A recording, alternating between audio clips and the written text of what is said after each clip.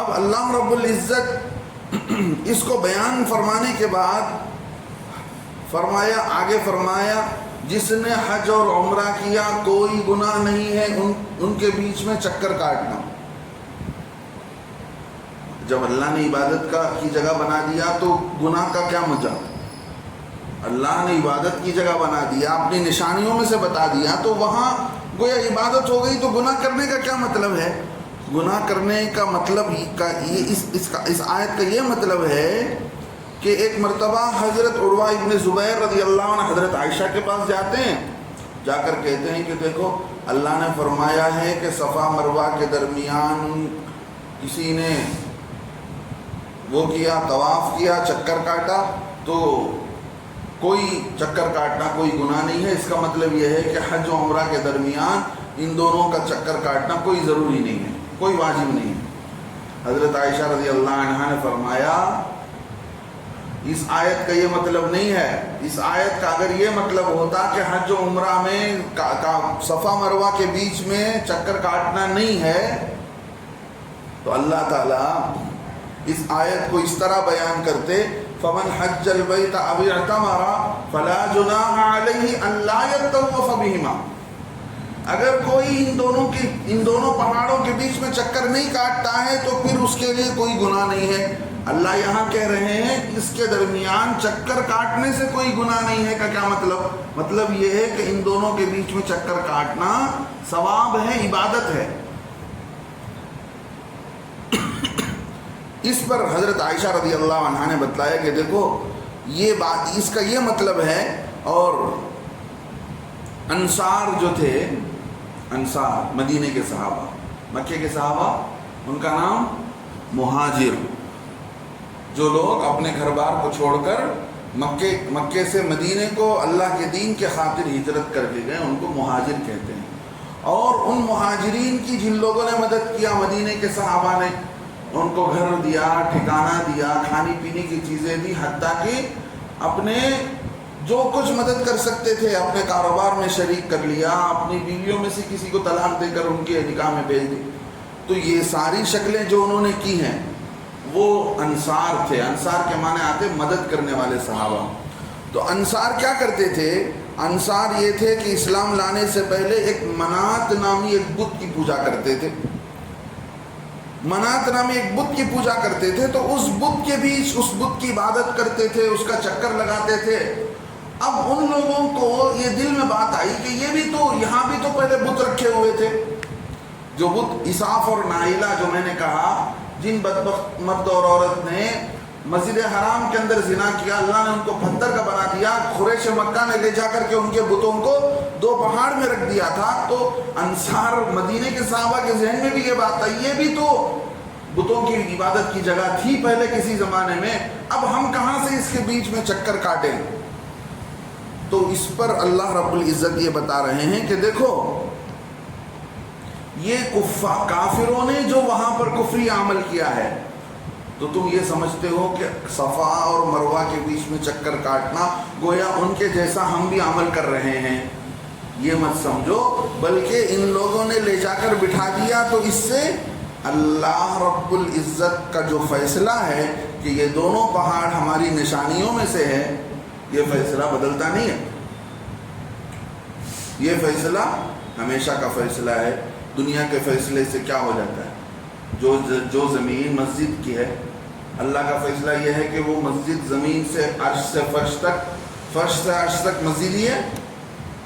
دنیا کے قانون بتانے والے دوسرا قانون بتائیں اور اس مسجد میں لا کر کوئی دوسری چیز رکھ دے، مندر بنا دے، وہ مندر ہو جائے گا، وہ تو مسجد ہے۔ ظالموں نے اللہ کے گھر کو گرایا اور وہاں لا کر مندر بنا دینے سے کوئی چیز مندر نہیں بن جاتی۔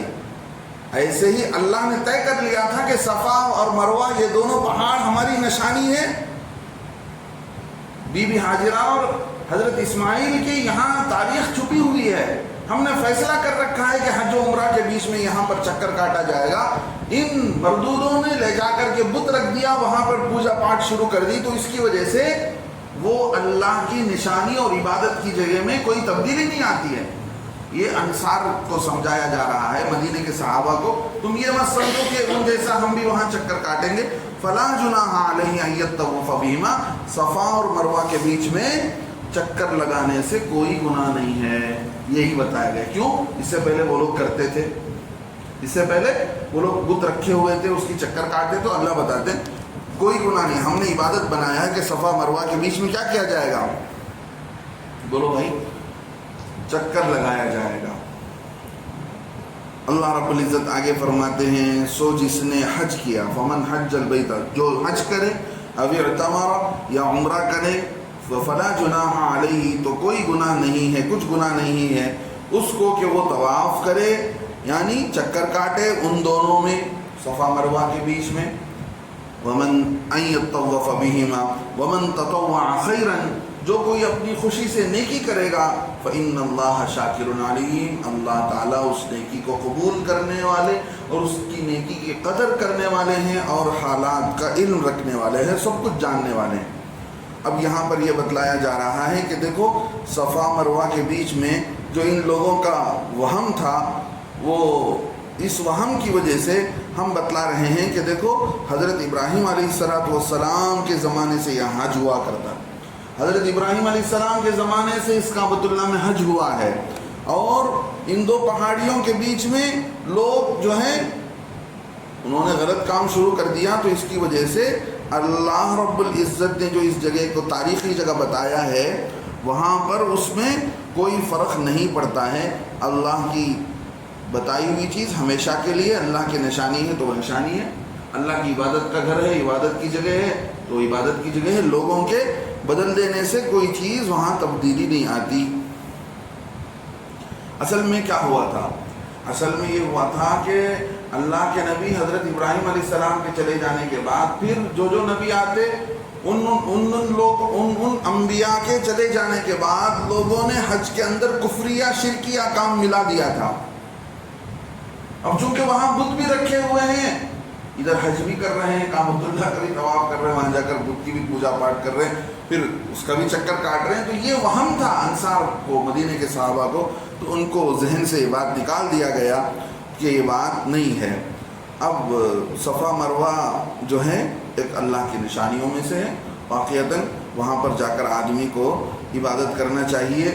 صفا گویا آپ عمرہ کریں گے یا حج کا طواف کریں گے، کوئی بھی طواف جس کے بعد صحیح ہے، جس طواف کے بعد صحیح ہوتی ہے، یعنی عمرے کی نیت سے آپ احرام باندھ کر آتے ہیں، کا مسجد حرام میں طواف کرتے ہیں، تو دوسرا عمل عمرے کا، پہلا عمل احرام، دوسرا عمل طواف، تیسرا عمل صفا مروہ کے بیچ کی سعی ہوتی ہے.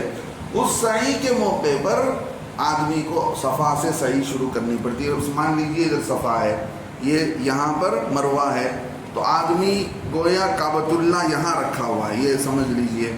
اس طرح کراس میں کعبۃ اللہ آتا ہے، تو کعبۃ اللہ کی طرف دیکھ کر 3 مرتبہ اللہ اکبر کہہ کر بوسہ دینا چاہے، 3 مرتبہ ہاتھ اٹھا کر اللہ اکبر کہے گا آدمی.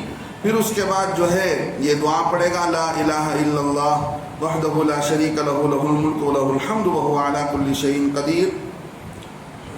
3 مرتبہ یہ دعا پڑھ کر پھر جو ہے دعا کرے گا. آدمی دعا کرے گا، جو بھی اللہ سے دعا مانگ سکتا ہے دعا کرے. پھر جو ہے وہاں پر بسم اللہ بول کر اب اس کی سعی شروع ہوتی ہے صفا سے. صفا سے مروہ کو جائے گا، مروہ سے صفا کو آئے گا. اس طرح ختم 7 چکر شروع صفا پر ہوگا، 7واں چکر ختم کہاں پر ہوگا؟ مروہ پر جا کر ہوگا. یہ سنت عمل ہے. صفا اور مروہ پر سنت عمل کیا ہے کہ یہ دعا پڑھے اور تکبیر کہے. اس طرح جو ہے پھر اپنا وہ دوڑ لگائے. پھر نیلین اخضرین ہے، کچھ حصہ ایسا ہے جہاں پر ہری لائٹ لگی ہوئی ہے، وہاں پر آدمی تھوڑا دوڑ کر چلے گا. دوڑتے ہوئے یہ دعا پڑھے گا، رب اغفر وارحم وتجاوز عما تعلم انک انت الاعز الاکرم. عورتیں نہیں دوڑیں گی بلکہ مرد تھوڑی سی دوڑیں گے، دوڑ کی چرپ ہے، تھوڑا سا بھاگنے کے انداز اختیار کریں گے. لہذا اللہ رب العزت نے بتلا دیا. دنیا کے اندر کئی سارے لوگوں کو حج کا عمل جو ظالم تھے، جنہوں نے اسلام سے دشمنی کی، انہوں نے بڑا پروپیگنڈا کیا اس زمانے میں نبی کے بعد، پھر نبی علیہ السلام کے بعد جو تھے، عیسائی تھے، یہودی تھے، انہوں نے حج کو ایسا بدنام کیا تاکہ لوگوں کے دلوں میں حج کی عظمت و احترام نہ رہے۔ دیکھیے، پہلی بات سمجھنے کی یہ ہے کہ مذہب، ریلیجنس جس کو کہتے ہیں، جتنا مسلمان اپنے مذہب کو فالو کرتا ہے اور مذہب کی اہمیت دیتا ہے اور مذہب ہی کو سب کچھ سمجھتا ہے، دوسرے قوموں کے نزدیک مذہب بعد میں ہے، اپنی پسند پہلے ہے، اپنی خواہش پہلے ہے، مذہب کو بعد میں دیکھا جائے گا۔ اب اگر ہم مذہب پر عمل کرنا چاہتے ہیں تو ہم کو یہ الزام دیا جاتا ہے کہ یہ فنڈامنٹل ہے، یعنی اپنی بات پر اڑا رہتا ہے، یہ کسی بھی دنیا کے حالات کو قبول کرنے کے لیے تیار نہیں۔ دنیا والوں نے اپنے اپنے مذہب میں کئی ساری مذہب ملاوٹ ہو چکی، کوئی مذہب اپنے طریقے پر نہیں ہے۔ دنیا اب ہندوستان ہی کے اندر آپ دیکھ لیجیے کتنے مذہب ہیں، مشہور جتنے مذاہب ہیں اسلام کو چھوڑ کر ہندوازم ہے، یہ ان کا ہندوازم اصل یہ ہے سناتن دھرم ہے، سناتن دھرم یہ اصل ان کا مذہب ہے۔ آج ان کے مذہب کے اندر وہ ساری چیزیں نہیں ہیں جو چیزیں کہ ان کی کتابوں کے اندر ہے، رامائن کے اندر، گیتا کے اندر، رگ وید کے اندر، یجروید کے اندر جو باتیں ان کی مذہب کی لکھی گئی ہیں ان باتوں سے پورا ہی ہٹ چکے ہیں، کئی ساری چیزیں ملاوٹ ہو چکی ہیں۔ اور اسی طرح آپ چلے جائیے عیسائیت پر، ہر جگہ کا عیسائی کا اپنا اپنا انداز ہے، اپنا اپنا قانون ہے، تو لوگوں کا بنایا ہوا مذہب اور لوگوں نے اس کے اندر ملاوٹ کر لیا ہے، تو ہر ایک نے اپنے مذہب کے اندر اپنی خواہش کی چیزیں داخل کر لی ہیں، تو وہ بھی یہ چاہتے ہیں اسلام کے اندر بھی کیوں ایسا نہیں ہو سکتا؟ تو اسلام کے اندر اس لیے نہیں ہو سکتا، یہ اسلام لوگوں کا مذہب نہیں ہے، اللہ نے اس کو اتارا ہے، اللہ اس کی حفاظت کر رہے ہیں۔ کتنے ایسے لوگ آئے ہیں خدا کے منکر، قرآن کے منکر، نبی کو انکار کرنے والے، اللہ کو جھٹلانے والے، لاکھوں مسلمانوں کو برباد کیا، قتل و غارت گیری کی، سمجھے کہ ہم اسلام کو مٹا دیں گے، بہت کچھ کر کے کیا، دنیا کے اندر ہنگامہ کیا، اسلام مٹ گیا، مسلمان ختم ہوئے، قرآن ختم ہوا، نبی کی باتیں حدیثیں ختم ہوئی، اللہ ہمیں بچا کر رکھا ہے، کسی کے کرنے سے کچھ ہونے والا نہیں ہے۔ لہذا حج کو اتنا بدنام کیا ہے انگریزوں نے تاکہ دلوں سے لوگوں کے اندر کعبۃ اللہ کی عظمت ختم ہو جائے، اور اس کعبۃ اللہ سے جس اللہ کی ذات کی نسبت جڑی ہوئی ہے اس عظمت و محبت ختم ہو جائے۔ وہ یہ چاہتے ہیں کہ خدا پرستی، اللہ کے سامنے جھکنا، اللہ کو ماننے کا جو جذبہ ایمان والے کے دل کے اندر ہے وہ ختم ہو جائے، خدا سے جو کنیکشن ہے ایمان والے کا وہ ختم ہو جائے، وہ ختم ہو جائے تو سب ختم ہو جائے گا۔ تو ان کی پوری کوشش ہے، لہذا بہت سارے لوگوں نے اس پر کتابیں لکھی، ان کا جواب دیا گیا، اور زبردست یہ لمبی تفصیل ہے، اس لیے اس تفصیل کا نچوڑ آپ کے سامنے پیش کر رہا ہوں۔ آگے اللہ فرماتے ان الذین یکتمون ما انزلنا، یقیناً جو لوگ یکتمون چھپاتے ہیں، ما انزلنا ان باتوں کو جو ہم نے اتارا ہے، اللہ کی طرف سے جو باتیں اس کی کتاب میں اتاری گئی ہیں اس کو چھپاتے ہیں۔ کون چھپایا؟ نبی علیہ السلام کے زمانے میں یہودی علماء نے چھپایا، دین کی باتوں کو چھپاتے تھے، لوگوں سے بتاتے نہیں تھے، چھپا چھپا کر کے رکھ لیتے تھے۔ من البینات، اللہ فرماتے ہیں ہمارے طرف سے جو بینات کہتے ہیں اللہ کی طرف سے جو دلائل اتارے گئے، دلائل پروف ایمان کے حق ہونے پر، دین کے حق ہونے پر، والہدا اور ہدایت کی باتیں، یہ یہودی لوگ چھپاتے تھے، یہودی علماء چھپاتے تھے، چاند پیسے لے لیا، دین کو چھپا دیتے تھے، ملاوٹ کر دیتے تھے توریت کے اندر۔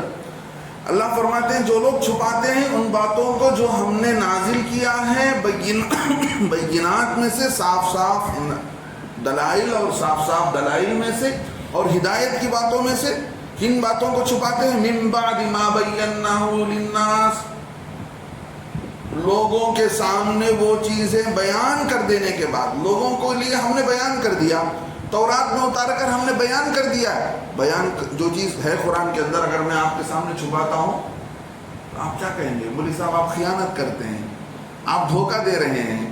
اللہ نے اتار دیا ہے لوگوں کے لیے، آپ چھپاتے ہیں. دھوکہ ہوا نا یہ.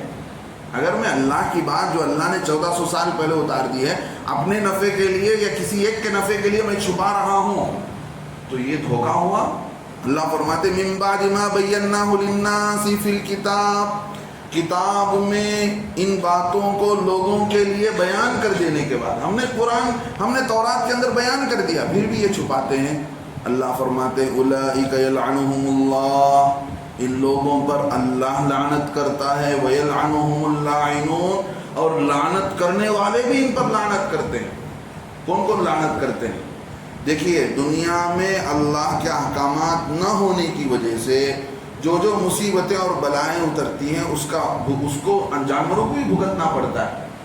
زمین میں چرنے پھرنے والے جانور بھی اس مصیبت کے اندر آتے ہیں جو مصیبت کے دین پر اللہ کے حکم پر عمل نہ کرنے کی وجہ سے ہے. تو جیسے ایمان والے بندے کے لیے، روزے دار کے لیے بتایا گیا کہ مچھلیاں سمندر کی دعا کرتی ہیں، ایسے ہی نافرمان کے لیے دوسری مخلوق بد دعا کرتی ہے. سمندر کی مچھلیاں ہوں، چلنے پھرنے والے جانور ہوں، وہ بد دعائیں کرتے ہیں. اللہ وہی فرماتے وَيَلْعَنُهُمُ اللَّاعِنُونَ، اور ان پر لعنت بھیجتے ہیں. لعنت بھیجنے والے مطلب جانور، اس لیے کہ ان لوگوں نے دین چھپایا، لوگ دین سے دور ہوئے اور اس دین سے دور ہونے کی وجہ سے مصیبتیں اتر رہی ہیں دنیا کے اندر، بلائیں اتر رہی ہیں. سامان کھانے پینے کا شارٹیج ہو رہا ہے، قحط اتر رہا ہے، وقت پر بارشیں نہیں آتی ہیں، اور بارشیں آتی بھی ہیں تو پوری فصل ختم ہو جاتی ہے. تو اس مصیبت میں انسانوں کے ساتھ ساتھ سارے